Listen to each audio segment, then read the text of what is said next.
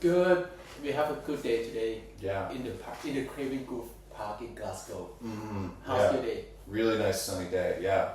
Rare for Scotland, I hear.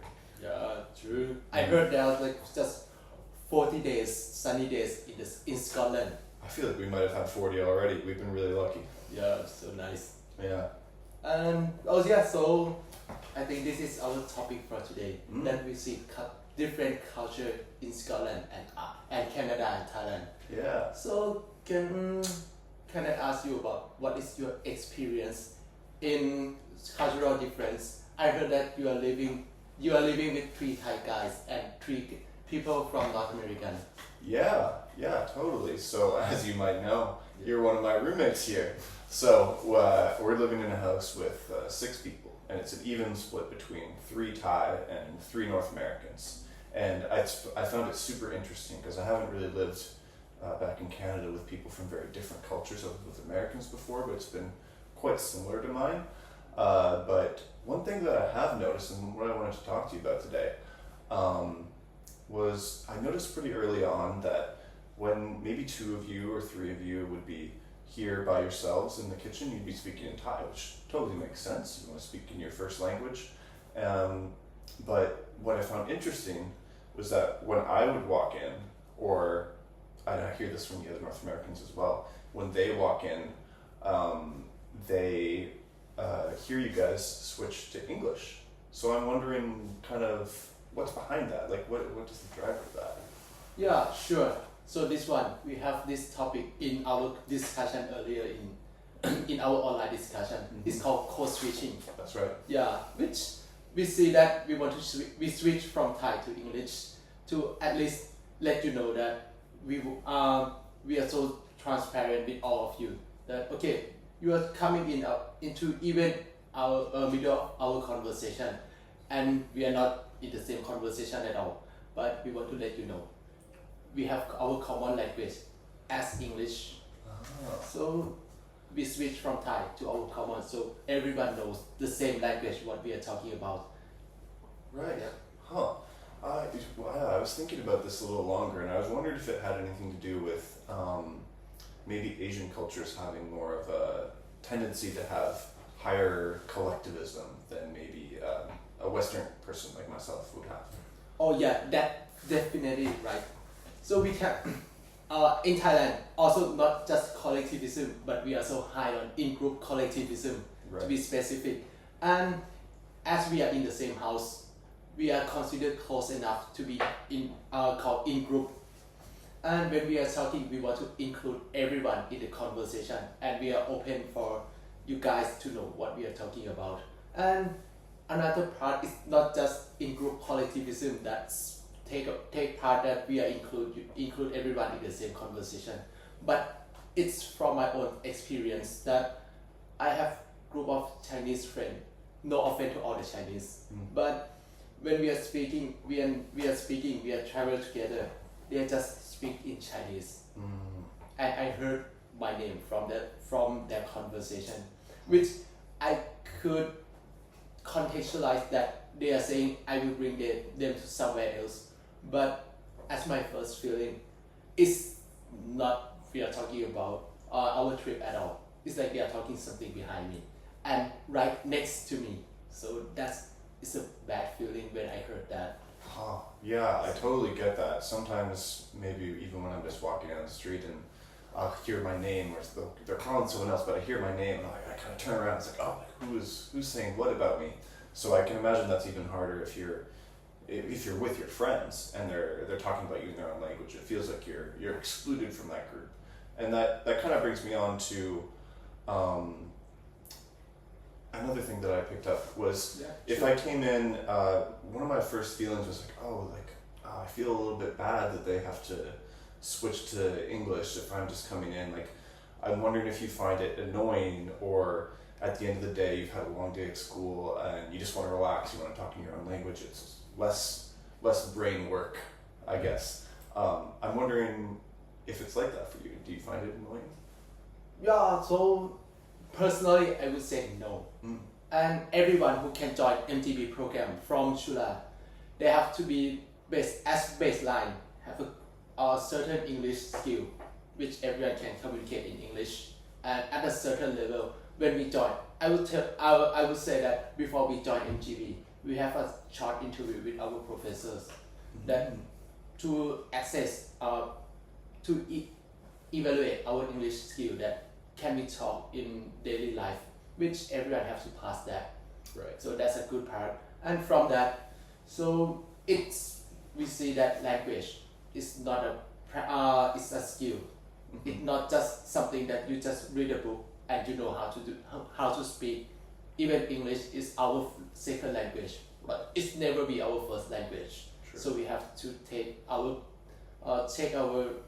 time to practice it, and also not just time, but we also have to put our effort in that.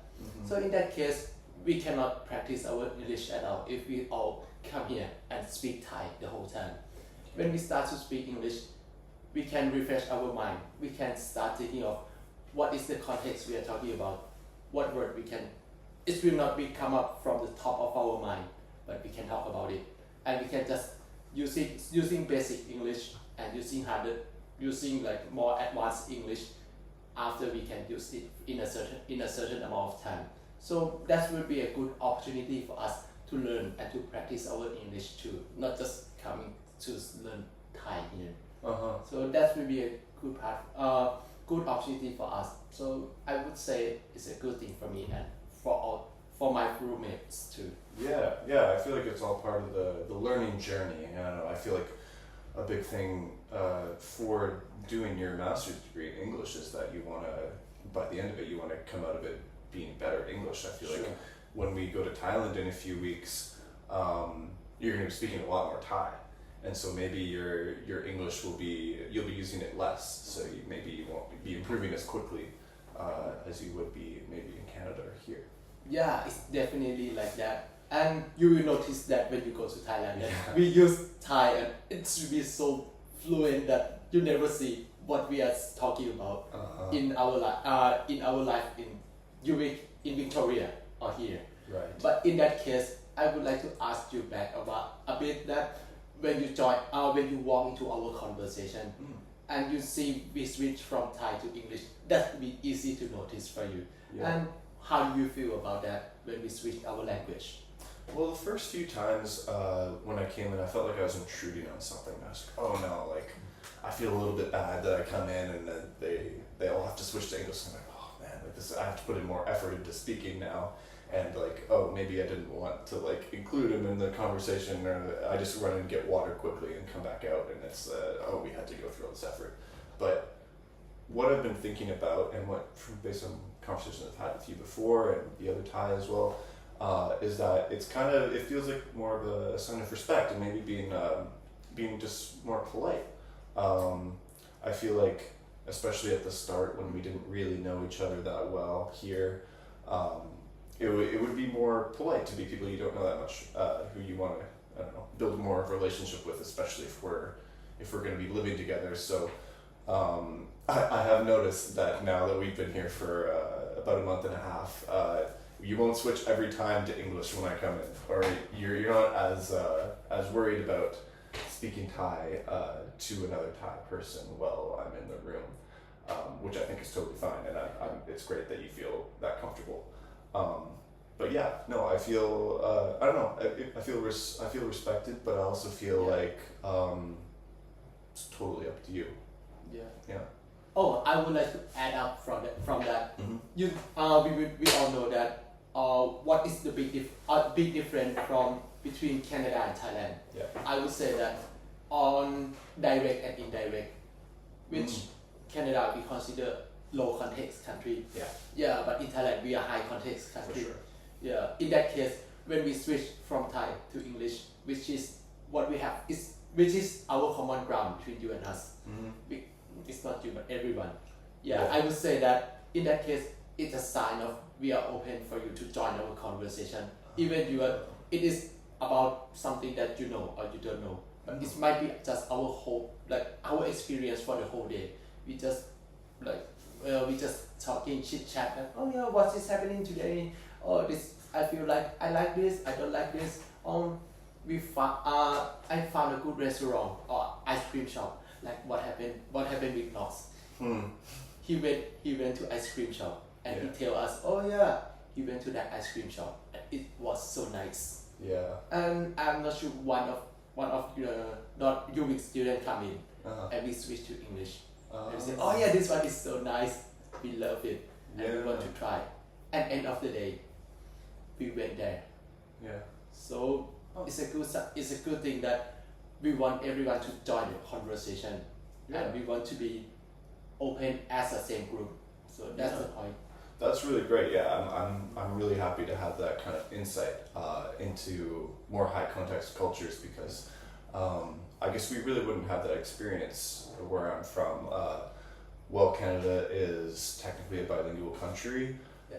Everyone speaks English, especially where I grew up in Alberta. There's very little French, so there was very little instances of people are speaking French, we can't join their conversation. So if they're speaking English, then it's harder for us to know, like, oh, is that an invitation to join a conversation? Whereas coming from Thai, a language that I clearly don't know how to speak, when you guys are speaking English, that makes more sense. That it's like, oh, it's an invitation for someone like me to come in and join the conversation. So that's great. Yeah, that's really a good thing for me to know.